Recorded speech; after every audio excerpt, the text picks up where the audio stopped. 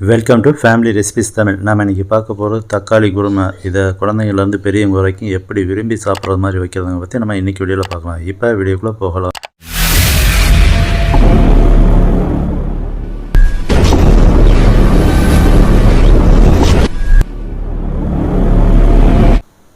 இப்போ நம்ம தக்காளி குருமா செய்ய ஆரம்பிச்சிடலாம். 2 ஸ்பூன் அளவுக்கு ஆயில் போட்டு, ஆயில் நல்லா சூடானவுடனே ஜீரகம் 1/2 ஸ்பூன், மிளகு 1/2 ஸ்பூன், சோம்பு 1/2 ஸ்பூன் போட்டு லைட்டாக கிளறி விடலாம். மீடியம் ஃப்ளேமில் இருக்கணும், இல்லை அப்படின்னா கருகிரும். அதனால் மீடியம் ஃப்ளேமில் வச்சு நல்லா கலர் ஓரளவுக்கு சேஞ்ச் ஆகிற கண்டிஷனில் நாம் அடுத்ததாக 12 பல் அளவுக்கு பூண்டு, 2 இன்ச் அளவு இஞ்சி சின்ன சின்ன கட் பண்ணி போட்டு அதையும் இதில் நல்லா கிளறி விட்டுடலாம்.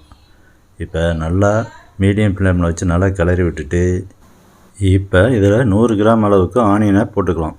ஆனியனை போட்டு நல்லா கிளறி விடணும். ஃபேமிலி ரெசிபிஸ் தமிழ் சேனலை லைக் பண்ணுங்கள், சப்ஸ்கிரைப் பண்ணுங்கள், பக்கத்தில் இருக்க பெல் பட்டனை எனேபிள் பண்ணுங்கள், ஷேர் பண்ணுங்கள். இப்போ கண்ணாடி பதம் வந்துடுச்சு. இந்த ஸ்டேஜில் 2 பெரிய தக்காளியை கட் பண்ணி இதில் போட்டு நல்லா கிளறி விட்டுடலாம்.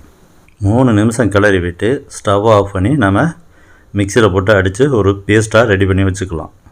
பார்த்தீங்களா? இப்போ ஸ்டவ் ஆஃப் பண்ணிடலாம். கடாய் சூடானோடனே 2 ஸ்பூன் அளவுக்கு ஆயில் போட்டுக்கலாம். ஆயில் நல்லா சூடானோடனே 1 ஸ்பூன் ஜீரகம், சின்ன துண்டு பட்டை, அன்னாசிப்பூ 1, சோம்பு 1 ஸ்பூன், 2 ஏலக்காய் போட்டு நல்லா கிளறி விட்டுடலாம். மீடியம் ஃப்ளேமில் இல்லை சிம்மில் இருக்கணும். இந்த சமயத்தில் கொஞ்சம் கருவேப்பிலை, 150 கிராம் அளவுக்கு ஆனியன் சின்ன சின்னதாக கட் பண்ண ஆனியன் போட்டு நல்லா கிளறி விட்டுடலாம். பார்த்தீங்களா? இதுக்கு தேவையான அளவு உப்பு அதையும் போட்டு நல்லா கிளறி விட்டுடலாம். இதை நல்லா கிளறி விட்டு கண்ணாடி பதம் வர வரைக்கும் மீடியம் ஃப்ளேமில் வச்சு கிளறணும். ஒரு 3 நிமிஷம் அளவுக்கு நல்லா கிளறி விட்டுட்டு 4 தக்காளியை சின்ன சின்னதாக கட் பண்ணி இதில் ஆட் பண்ணிக்கலாம். ஆட் பண்ணி நல்லா கிளறி விட்டுடலாம். இப்போ மீடியம் ஃப்ளேமில் இருக்கணுங்கிற அவசியம் இல்லை, அதனால அதிகமாகவே வச்சுக்கலாம். வச்சு நல்லா கிளறி விடலாம். இதை ஒரு 3-4 நிமிஷம் நல்லா கிளறி விட்டு தக்காளியெல்லாம் கரைஞ்ச உடனே மசாலா தூளை ஆட் பண்ணிக்கலாம்.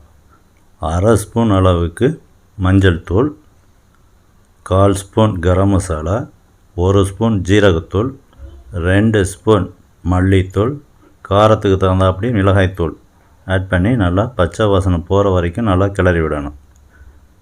சிம்மில் வச்சுக்கணும், இல்லை அப்படின்னா அடி பிடிச்சிடும். ஃபேமிலி ரெசிபிஸ் தமிழ் சேனலை லைக் பண்ணுங்கள், சப்ஸ்கிரைப் பண்ணுங்கள், பக்கத்தில் இருக்க பெல் பட்டனை எனேபிள் பண்ணுங்கள், ஷேர் பண்ணுங்கள். பார்த்தீங்களா? இந்த மாதிரி நல்லா கிளறி விடணும், அடி பிடிக்காமல் கிளறி விடணும்.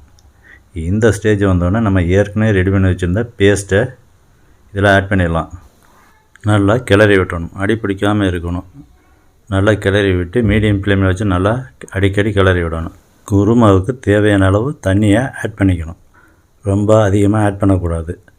ஓரளவுக்கு மீடியமாக ஆட் பண்ணி நல்லா மீடியம் ஃப்ளேமில் வச்சு அப்பப்போ நல்லா கிளறி விடணும். சிம்மில் வச்சிடக்கூடாது. ஓரளவுக்கு மீடியம் ஃப்ளேமில் வச்சு அப்பப்போ அடி பிடிக்காமல் கிளறி விடணும்.